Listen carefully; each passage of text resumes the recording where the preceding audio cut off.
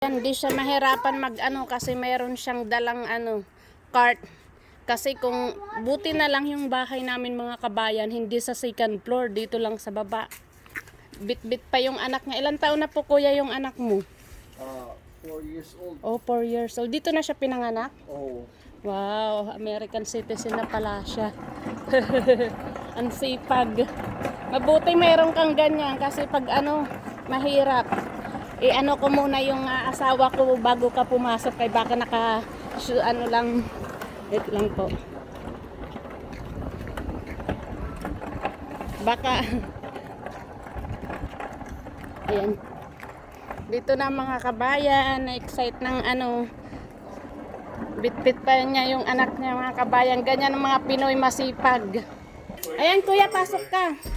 Anahin natin. Halika Bio, mayroon ditong kami, they have may son here Justin, go right away. Come on, buddy. Jim, my name is Mark. I'm going to pick up boxes. Nice to meet you. Nice to meet you too. Say hi. Para hindi yan. Olive. Ayan mga kabayan, kunin na ni kuya yung ating balikbayan box. Ayan na yung ating balikbayan box. Papasukin mo lang muna yung mo. Go, Justin. Kuya, pasukin mo lang muna yung... Come here, you go inside, you play here with my son. Hello. We're in the Philippines. Bring the keys here and bring AJ. So, ako ba na ako si AJ? And bring AJ here and the key. Come here, pareha sila. Come, go inside. Come here.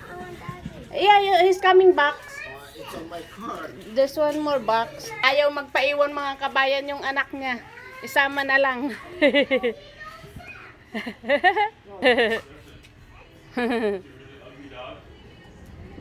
Pipilapan ko na. Parehas lang. Ay. Okay.